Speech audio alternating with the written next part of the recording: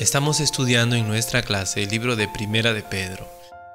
El libro de Primera de Pedro es un libro, bueno, la carta Primera de Pedro es una carta que fue escrita a creyentes que estaban sufriendo, pero no sufriendo por ser malos o como nosotros el COVID, una circunstancia de una enfermedad así, una catástrofe, etcétera. No, ellos estaban sufriendo por ser creyentes, es decir, por su fe les estaban persiguiendo, por su creencia, por su creencia.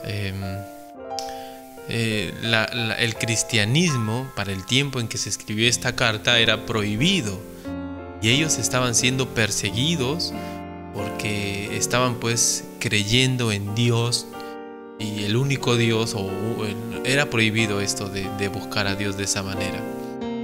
Había mucha oposición, los judíos estaban en contra de los cristianos, los romanos, la gente, porque los cristianos llegaban y cambiaban de alguna manera las creencias, pues la gente creía en muchos ídolos y los cristianos hablaban de Jesucristo, ni siquiera de adorar al Dios del Antiguo Testamento, sino a Jesucristo, y que pues precisamente era el hijo de ese Dios, ¿no?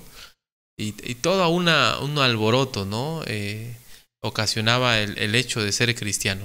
Bueno, y en el tiempo del apóstol Pedro probablemente era Nerón, este emperador loco, quien estaba persiguiendo a los cristianos, ¿no?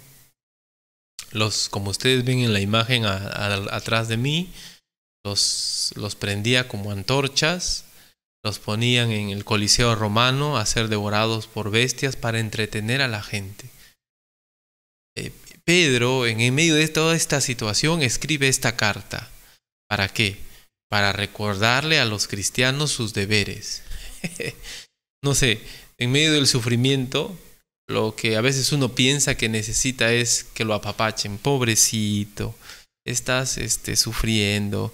Vamos adelante, querido cristiano, querido hermanito. Pedro no. Pedro les dice, tus deberes son estos. Y en medio del sufrimiento, Pedro les está haciendo recordar con la autoridad que él tenía como apóstol, que los cristianos deben mostrar un testimonio intachable aún en medio de las dificultades, aún en medio de las luchas, aún en medio de las adversidades. Si tú eres hijo de Dios, no hay una excusa para pecar, aún en medio de las dificultades. A veces los cristianos se desaniman, se alejan, empiezan a perder el paso pensando en las dificultades. Bueno, hay que pensar muy seriamente en la clase de fe que uno tiene. La fe bíblica es una fe que no se desploma, que se purifica. Ya lo había dicho Pedro en el capítulo 1, que la fe se purifica como se purifica el oro cuando está en medio del fuego. Así es el creyente en medio de las pruebas. No se desanima. Pedro les está diciendo a ellos, cuidado, ustedes como creyentes deben mantenerse firmes. Así que estamos nosotros estudiando estos mandatos que Pedro le da a estos creyentes, sus deberes. Cuando hablamos de deberes, hablamos de obligaciones, hablamos de cosas que debemos obedecer, mandatos a los cuales nos debemos sujetar. No importa las circunstancias, porque si Pedro les decía a ellos que estaban sufriendo, imagínense nosotros, tenemos también que hacerlo. Debemos esforzarnos. Hemos visto 5 mandatos ya. Debían esperar por completo la venida de Cristo, no distraerse con las cosas de este mundo. Debían ser santos, vivir en temor. Debían desear la palabra de Dios, Y aquí en este 6º mandato, creo que me comí uno por ahí, deben ser edificados. Miren por favor, ser edificados. Aquí, ser edificados.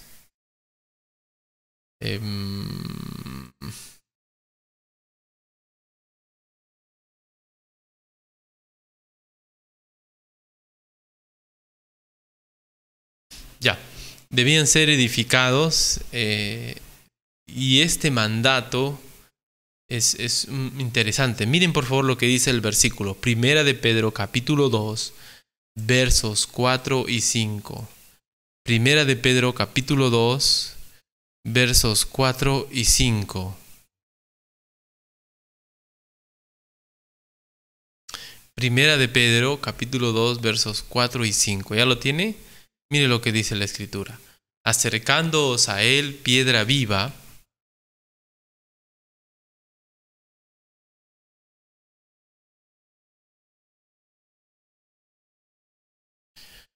ciertamente desechada ciertamente por los hombres, mas para Dios escogida y preciosa. Y ahí viene el mandato. Vosotros también, como piedras vivas, sed edificados como casa espiritual y sacerdocio santo, para ofrecer sacrificios espirituales aceptables a Dios por medio de Jesucristo. Sed edificados. Y la edificación, como hemos visto, es algo que tiene muchas aristas. Es decir, la edificación es una responsabilidad en el sentido de que nosotros debemos con nuestras palabras, con nuestras acciones, permitir la obra de Dios, porque quien edifica es Dios. Dios es el constructor, Dios es el que edifica su iglesia, pero nosotros debemos ser ¿cómo se dice? Medios, los instrumentos que Dios usa para edificar a otros. El compartir, por ejemplo, ahora la palabra, es algo que Dios está usando para edificar, para construir vuestras vidas. Y estamos gozosos de que Dios pueda hacer ello. Y estamos estudiando precisamente esta palabra edificar, cómo se utiliza en diferentes pasajes de la Escritura y los contextos en los cuales está nos puede ayudar a entender un poco más qué acciones, qué circunstancias pueden servir para edificar a otros. Y nos hemos quedado en Efesios capítulo 4. Ahora vamos a ver si no recuerdo. Versículo 29. Efesios 4:29. Noten lo que dice. Efesios 4:29. Busquen por favor. Nos hemos quedado allí. Efesios 4:29. Ninguna palabra corrompida salga de vuestra boca, sino la que sea buena para la necesaria edificación, a fin de dar gracia a los oyentes. Ninguna palabra corrompida. ¿A qué se referirá? La meta es que nuestras palabras sean para edificar. ¿Qué será lo contrario de edificar, de construir? Destruir, ¿verdad? Lo contrario de edificar, de construir, destruir, derribar en lugar de edificar. Entonces, no decir palabras que derriban, que destruyen. Y en el contexto precisamente de Efesios 4:29, está hablando de la ira, de la cólera, de griterías, de hablar mal, de pensar mal. Entonces, dos personas están discutiendo sobre, qué sé yo, algún tema, pero de repente ya en lugar de hablar del problema empiezan a atacarse unos a otros, ¿no? Por ejemplo, él o ella no ha barrido bien el piso, y en lugar de decirle, oye, barre bien el piso, él le dice, él le pone un insulto, ¿no? Oye, tal por cual, y entonces ya se desvió del problema que era limpiar bien el piso, y ahora están atacándose unos a otros. Esa es la idea de en palabras corrompidas, decir cosas que destruyen, ¿no?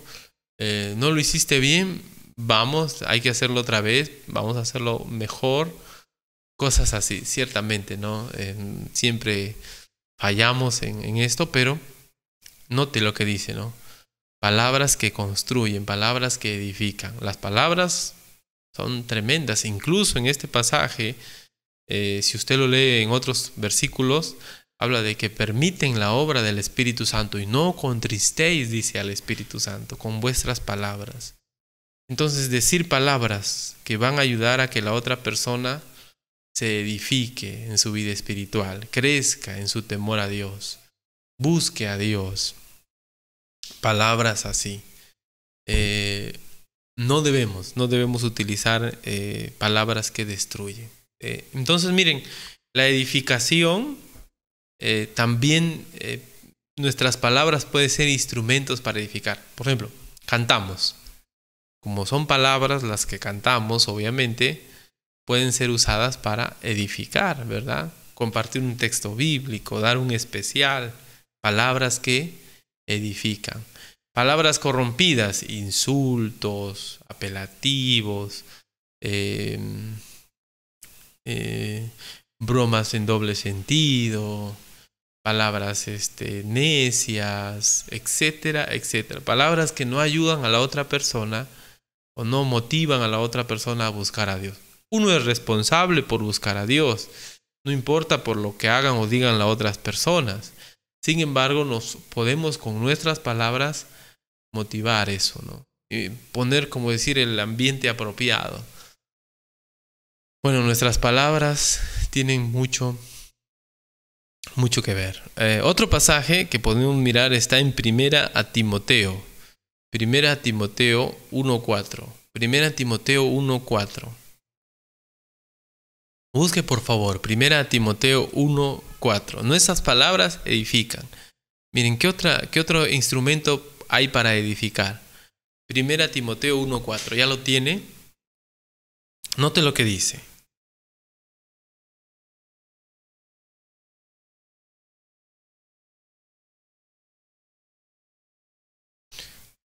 Ni presten atención a fábulas y genealogías interminables que acarrean disputas más bien que edificación de Dios, que es por fe.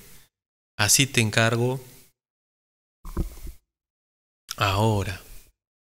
¿De qué estamos hablando? Bueno, Éfeso, lamentablemente la iglesia de Éfeso estaba siendo, ¿cómo se dice?, atacada, invadida por falsos maestros. Maestros que enseñaban que hay que guardar la ley, que hay que guardar el judaísmo, hay que circuncidarse, si no, no eres salvo. O sea, la salvación es por obras, decían ellos. Y tienes que obedecer esto, obedecer aquello, si no, no eres salvo. Y no es esa la verdad bíblica. La verdad bíblica es que la salvación es por fe. Las obras que uno hace confirman la fe. No es que uno hace obras para ganarse la salvación. Por más bueno que uno sea, uno no se puede ganar la salvación. La salvación no es por méritos, es por gracia. No se merece. Gracia significa que no se merece. Entonces, cuando alguien enseña algo que va en contra de la salvación por gracia, es decir, salvación que no se merece, que no es por obras, sino por fe, está mal. Cuando se enseña que si no haces esto o aquello no te vas a ir al cielo, no está bien, ¿no? ¿Cuántas obras buenas hay que hacer para salvarse? No, hay que hacer obras buenas para demostrar que hemos creído de verdad. Si usted me dice, yo creo en Dios, yo creo en Jesús, pero vive perdidamente, sus obras no acompañan sus palabras. No le creo. Pero si usted dice creer en Dios, dice creer en Jesús y sigue a Cristo fielmente, se esfuerza por buscar a Dios, yo le voy a creer, porque sus hechos acompañan su fe. La fe sin obras es muerta. No salvan las obras, demuestran que uno tiene la salvación. Espero me explique. Había personas que estaban haciendo esto en 1 Timoteo 1:4 y estaban enseñando, incluso ya se habían ido más allá. Y es que cuando uno se aparta de la verdad, empieza a enredarse en el error y ello lleva a muchas conclusiones. Por ejemplo, aquí Al parecer estos maestros que estaban enseñando que la salvación es por obras, hablan de genealogías, fábulas, y note que acarrean disputas más bien que edificación de Dios, que es por fe. Entonces, cuando uno no enseña la doctrina correcta, no hay edificación. No solo nuestras palabras agradables que ayuden a la otra persona pueden ser para edificar. Edificar implica que Dios pueda obrar en tu vida. A eso nos referimos cuando decimos edificar, ya que Dios es el que edifica, Dios es el que construye. Para poder animar o poder ser un instrumento de lo que Dios puede hacer en tu vida, edificar, tenemos que cuidar nuestras palabras. Si yo digo una mala palabra, eso no va a ser de ánimo para que la otra persona busque a Dios o para que Dios obre en la vida de esa persona. Y aquí, si yo enseño mala doctrina, si no enseño una doctrina de acuerdo con el Evangelio, con la palabra de Dios, entonces no estoy promoviendo la edificación, no estoy haciendo de instrumento para que Dios pueda ayudar a otra persona a crecer. La doctrina no se edifica. Y si no le prestamos atención a la palabra de Dios, donde viene la doctrina, entonces no hay edificación. ¿Cuántos grupos hay hoy en día que dicen seguir a Dios, pero no están siguiendo a Dios? Están siguiendo al profeta tal, a la profetisa tal, al líder tal. No están siguiendo a Dios. La Biblia ha quedado en segundo plano. Tienen otros libros, el libro de el libro tal, el libro cual, y la Biblia queda interpretada por estos libros. Estos libros mandan, cuando no debe ser así. Nosotros, para poder seguir a Dios correctamente, el único medio que tenemos ahora es la palabra de Dios. ¿Cuántos grupos religiosos que dicen seguir a Dios se han iniciado con sueños, con visiones que no vienen de la palabra de Dios? He ahí el error. Cuando uno deja de lado la palabra de Dios, eso ya no es edificación. Uno se pierde en sus errores, en sus ideas, y deja de lado lo más importante, la palabra de Dios. Hay edificación, sí, cuando enseñamos doctrina. Por ejemplo, ahora un grupo de hermanos están vía Zoom llevando discipulado. Y eso, si se toma correctamente y si se hace bien, debe ayudar a edificar. ¿Qué significa? Que aquellos que están allí siendo enseñados van a poder crecer espiritualmente. Dios va a poder obrar en ellos porque está siendo compartida su palabra. Su palabra. Bueno, hay otro texto. Primera los Corintios 8:1. Primera los Corintios 8:1.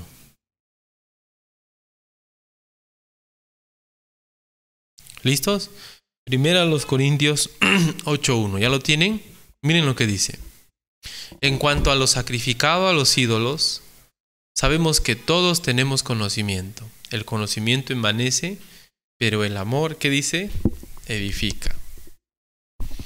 Miren, los corintios tenían un problema muy grande.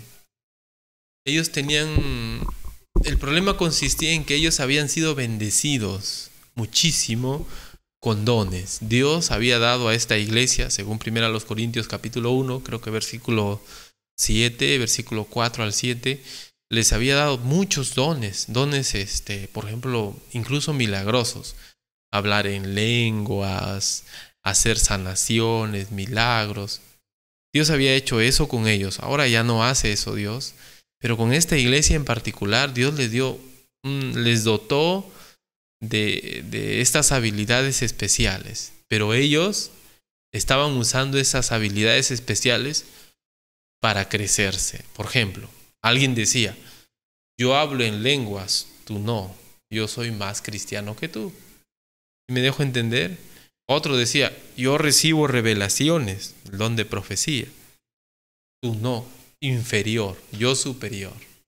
Así se tildaban ellos. ¿Cuál era el problema? que los dones que ellos tenían que usarse para servir, no para exaltarse. Y pasa, bueno, yendo a otro aspecto, saliéndome un poquito parecido, usted es muy inteligente, se exalta. No, usted tiene cualidades físicas, es un buen atleta. No, las cualidades que Dios te ha dado es para servir a otros. Y debes ser lo mejor que puedes en la cualidad o habilidad que Dios te ha dado, como trabajador, como carpintero, como profesional.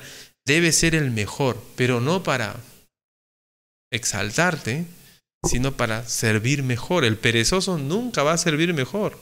Aquel que se relaja en su estudio, en su trabajo, que hace lo menos posible, ese nunca va a ser de bendición. Volviendo al tema de los Corintios, ellos tenían esos dones espirituales, pero ellos se autoexaltaban y decían, bueno, yo hablo en lenguas angelicales, tú no. Yo he sido ungido por el Espíritu, tú no. Y así se autoexaltaban probablemente. ¿Qué pasaba? Ellos no tenían esto que se llama el amor. Y cuando hablamos de amor, hablamos del carácter. El amor hace que todas esas capacidades, que todas esas cualidades, en este caso las cualidades espirituales, los pongas al servicio de otros. Tú nunca vas a ser el cristiano que debes ser si no estás dispuesto a amar, a poner todo lo que Dios te ha dado a ti para servir a los demás. Claro, hay sacrificio. Claro, muchas veces no hay recompensa. Claro, hay sufrimiento. Claro, es difícil. Claro, claro y claro. Pero eso es el amor, pues. Poner todo lo que Dios te ha dado al servicio de otros. Tus recursos, tus capacidades, tus habilidades, tus dones espirituales. ¿Eres buen maestro? ¿Eres buen líder? ¿Eres alguien que le gusta servir a otros? ¿Tienes recursos? Hay que ponerlos al servicio de otros. Eso es amor. Si no lo haces, y yo tengo esto, yo estoy aquí, yo soy allá, eso no es amor. Entonces, ¿qué edifica? El amor. ¿Por qué? Porque el amor te lleva a poner todo lo que tienes y todo lo que eres para servir a los demás. Y ahí edificamos, pues. El amor edifica porque me lleva a poner todo lo que soy, todo lo que tengo, en favor de otros. Así somos cristianos así. Somos personas que estamos dispuestos a servir con nuestros recursos, con nuestros dones, con todo lo que Dios nos da a otros, o utilizamos lo que tenemos, lo que somos, para creer que somos mejores que los demás. Miren, puede ser que hay algunos que son mejores que otros, pero Dios no te ha dado capacidades, habilidades para autoexaltarte, sino para hacer un trabajo que otros no podrían hacer, para servir en una manera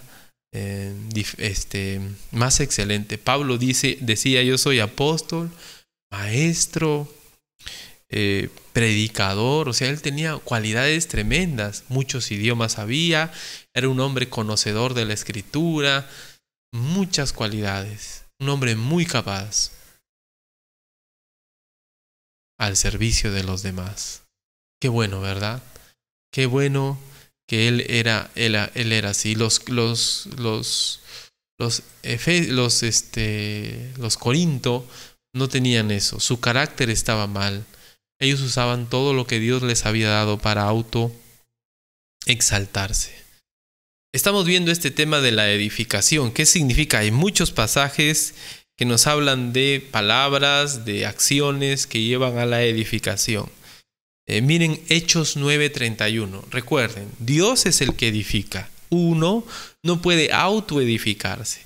Sin embargo, Dios hace esta labor de edificar a su iglesia, a los creyentes, de ayudarles a crecer espiritualmente a través de las acciones, las palabras, las actitudes de los creyentes.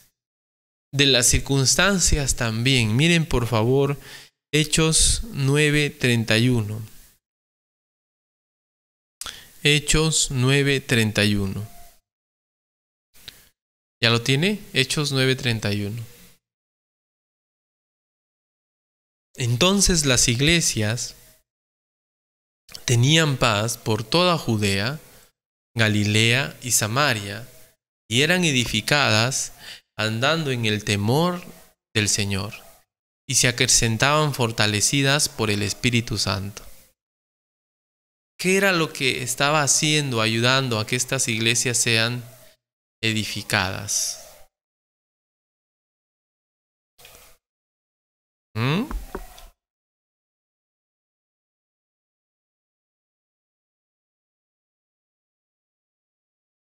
El temor del Señor, ¿verdad? El temor del Señor. Bueno, ¿qué había pasado? En Hechos 9:31 ya había ocurrido, ya había ocurrido el tema de la conversión de Pablo. Ya había ocurrido el tema de la conversión de Pablo y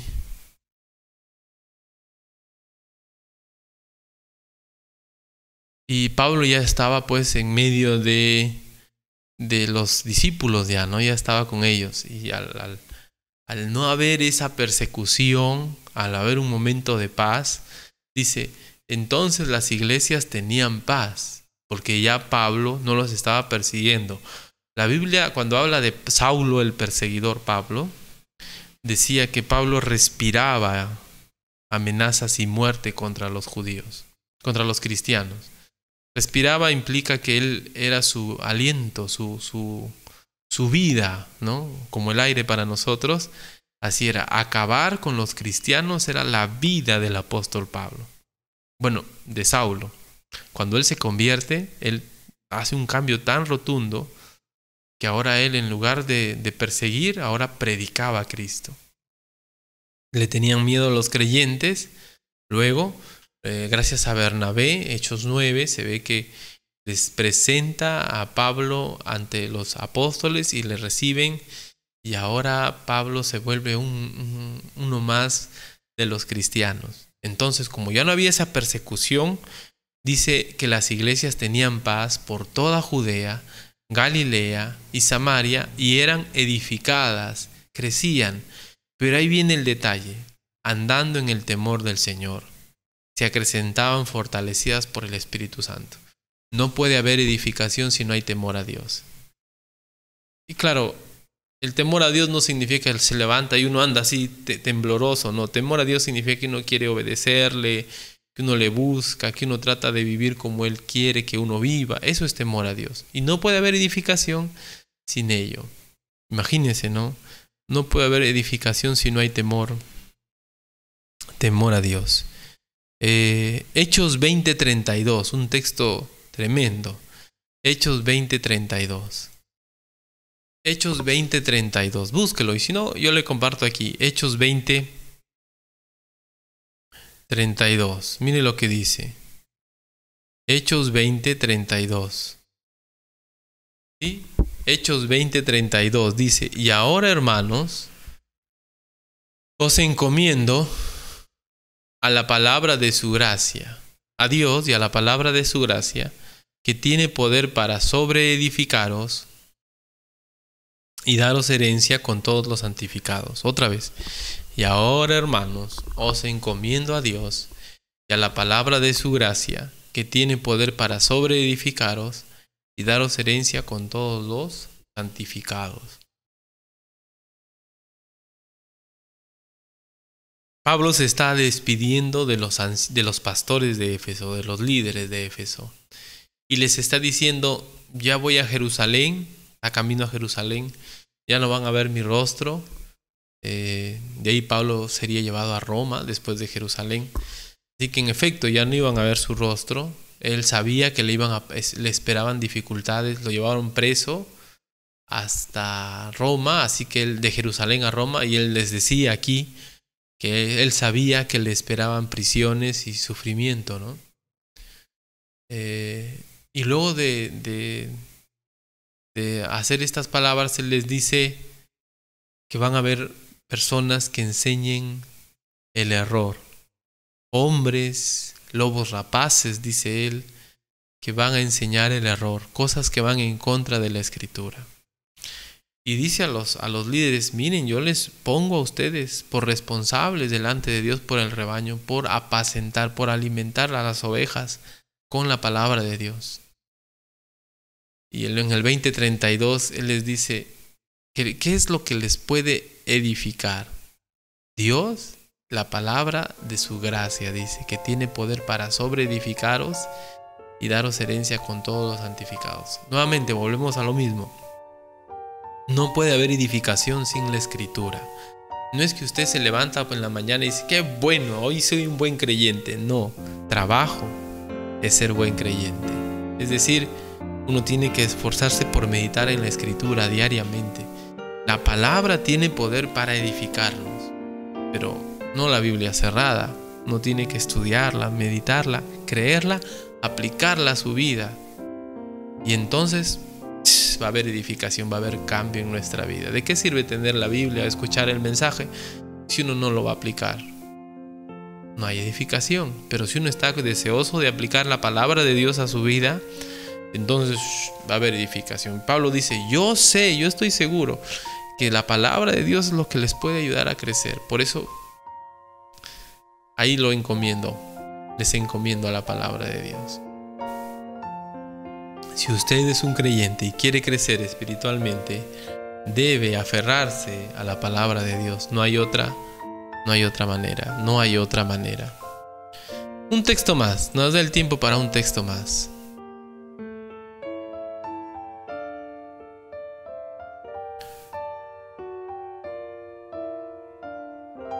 Mire, por favor. Primera a los Corintios 10:23. Primera a los Corintios 10:23.